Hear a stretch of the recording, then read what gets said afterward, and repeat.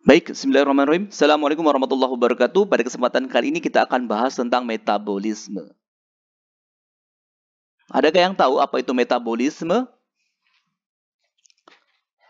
Metabolisme itu berasal dari bahasa Yunani, yaitu metabolismos, yang artinya perubahan.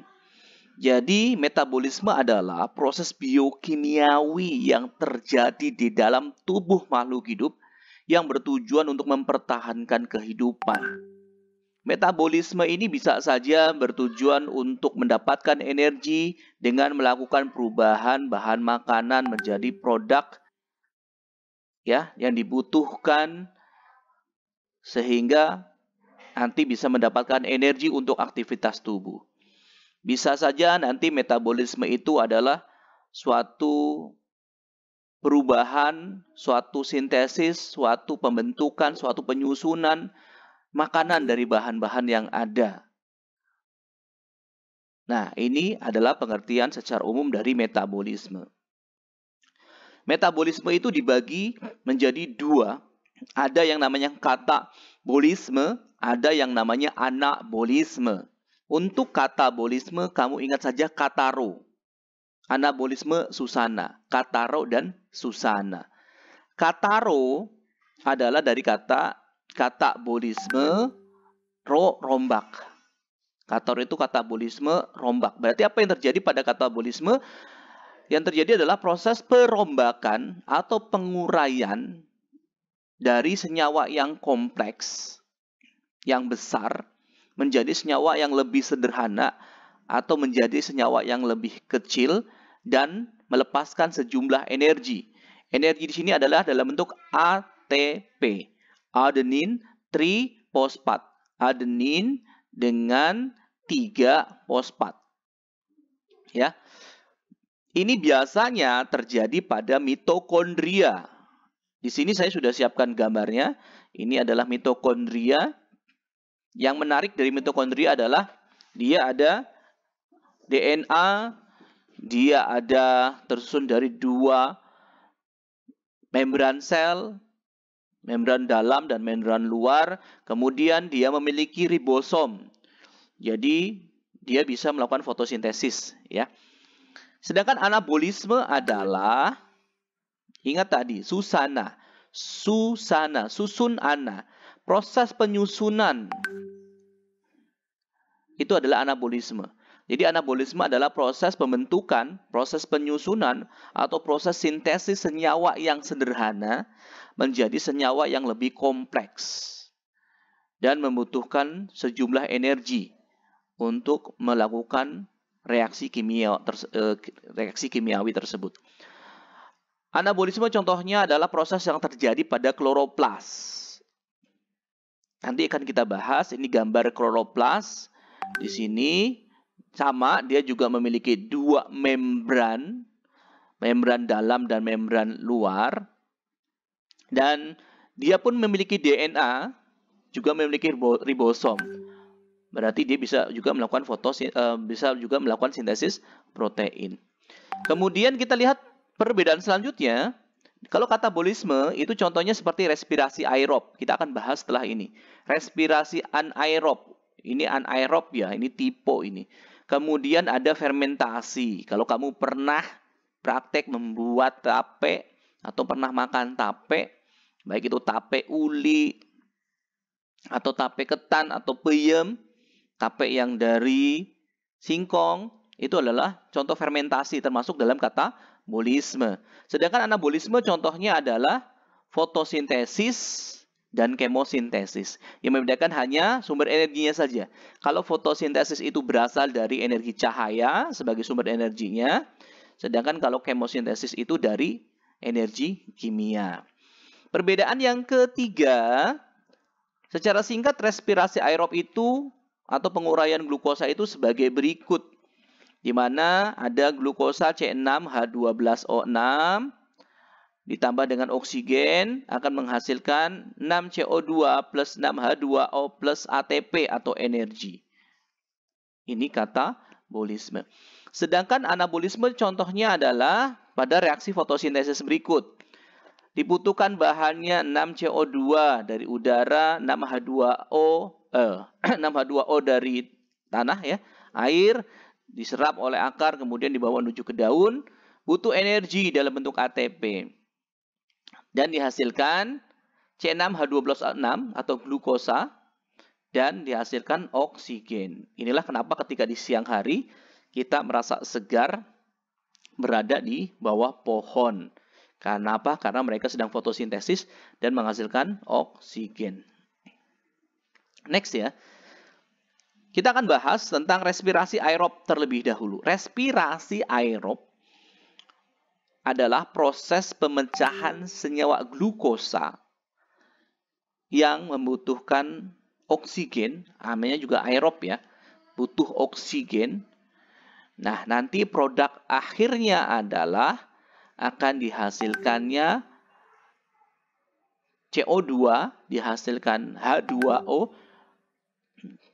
dan dihasilkan air. H2O itu air ya, dan dihasilkan energi atau dalam bentuk ATP. Kita bahas yang pertama adalah glikolisis.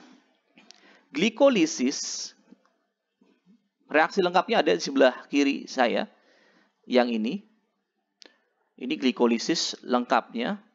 Kamu bisa baca, ada glukosa sebagai bahannya. Kemudian dia membutuhkan 2 ATP. ATP pertama, ATP kedua. Jadi untuk memulai proses ini dia harus pinjam dulu dari mitokondria 2 ATP. Dan nanti hasilnya adalah akan dihasilkan 4 ATP. Nah, selain itu juga dihasilkan 2 asam pirufat. Ini bagian lengkapnya. Kalian bisa baca dan bisa pelajari lebih detailnya. Dan ini bagian yang lebih sederhana. Di mana glikolisis itu tahap pertama adalah adanya energy investment phase, fase peminjaman energi yang dipinjam dari mitokondria sebanyak 2 ATP. Dan diingat-ingat, glikolisis ini terjadinya di sitoplasma ya, di sitoplasma. Jadi dia butuh energi itu pinjam dari mitokondria. Diberikan fosfat berenergi tingginya saja, 1 fosfat berenergi tinggi, 1 Pi, sehingga karena sudah kehilangan 1 fosfat yang tadinya trifosfat menjadi tinggal difosfat. Di itu artinya 2, tinggal 2 fosfat. Kenapa? Karena 1 fosfat berenergi tinggi masuk ke dalam reaksi. Dan akan dihasilkan 4 ATP. Dihasilkan 2 NADH. Ini juga sama, ada NADH ya, 2 NADH dan 2 asam pirufat. Jadi kalau misalkan dirangkum, apa sih Pak yang terjadi di glikolisis? Terjadinya adalah dengan bahan glukosa, pinjam 2 ATP, hasil reaksinya dihasilkan 4 ATP, 2 NADH, dan 2 asam pirufat. Karena tadinya di awal sudah pinjam 2 ATP, maka harus dikembalikan. Ya. Jadi hasil akhir dari glikolisis adalah 2 ATP, 2 NADH, dan 2 asam pirufat. Oke, next ya. Yang selanjutnya adalah dekarboksilasi oksidatif. Walaupun di beberapa literasi, di beberapa literatur, di beberapa buku, dekarboksilasi tidak dimasukkan ke dalam tahapan respirasi aerob karena pada tahapan ini tidak menghasilkan ATP.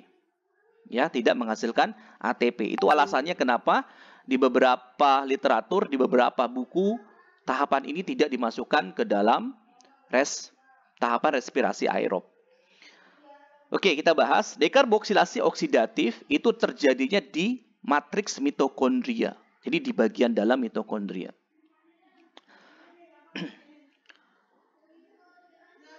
Bahannya adalah produk dari glikolisis, yaitu 2 asam pirufat.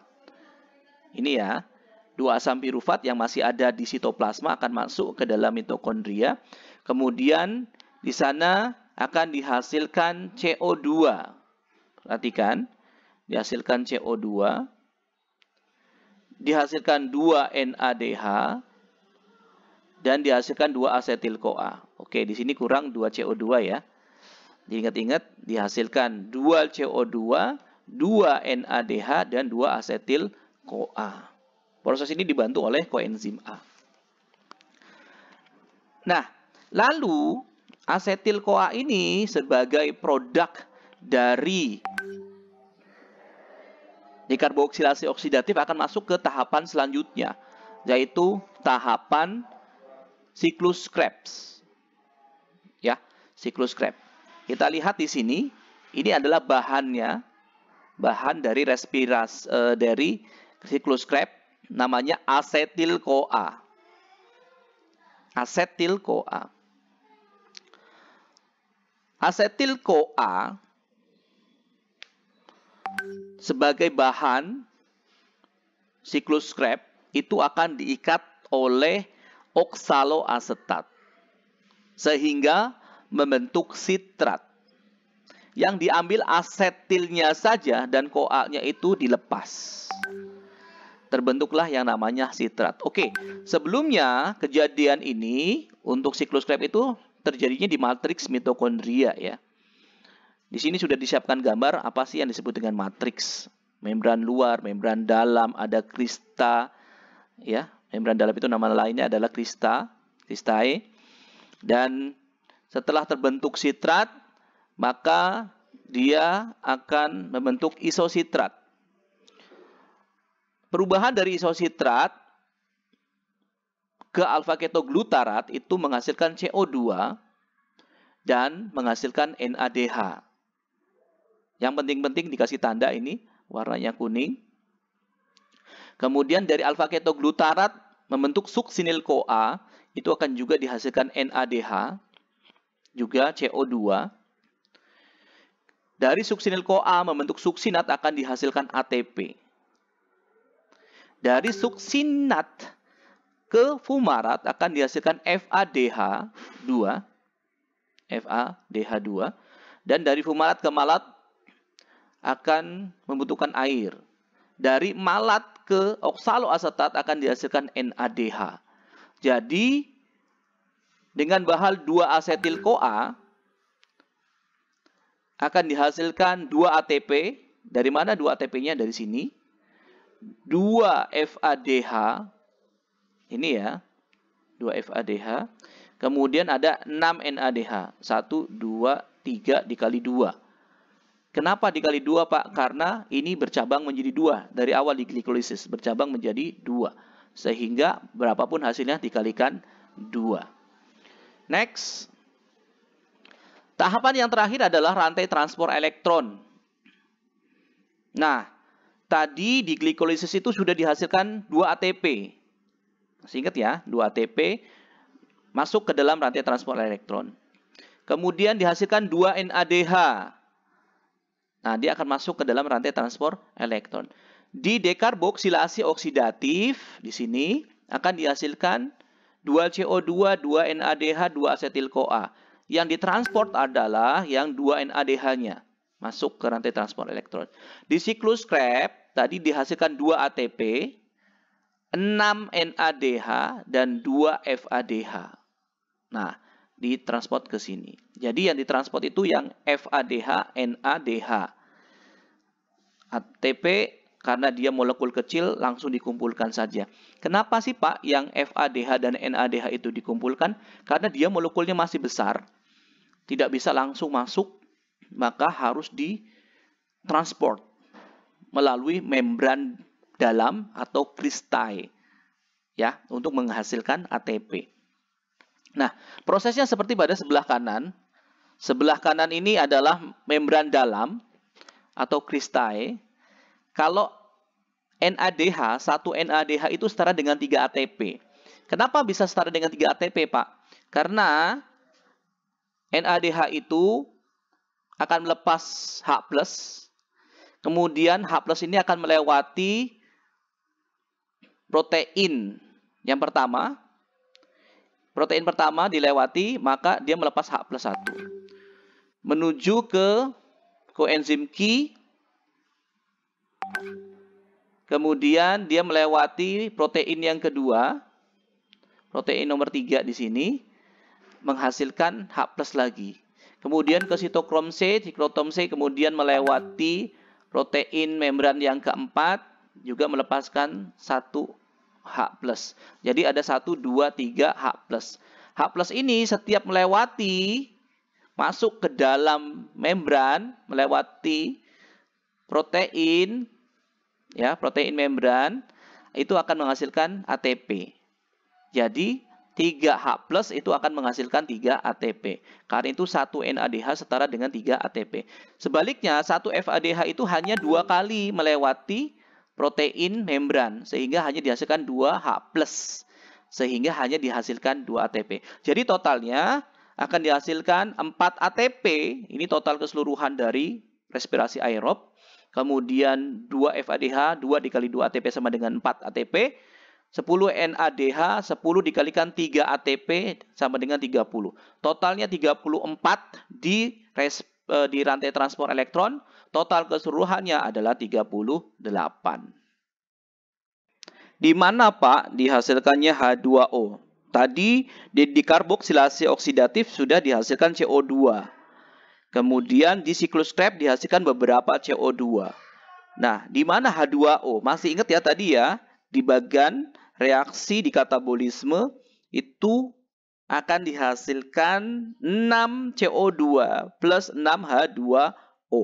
Nah, pertanyaannya, H2O atau air itu di mana dihasilkannya? Dihasilkannya pada transport elektron.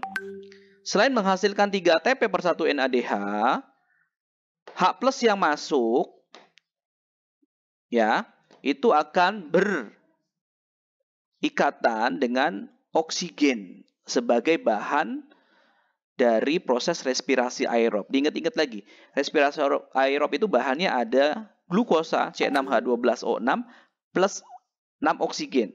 Nah, oksigen ini sebagai bahan ini akan digunakan di sini.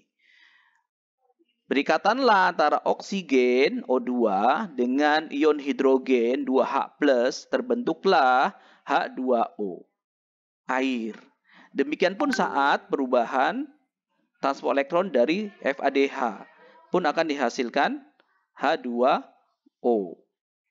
Nah, dengan dihasilkannya H2O ini, selain mendapatkan ATP, dihasilkan CO2, dihasilkan H2O, maka lengkaplah proses respirasi aerob.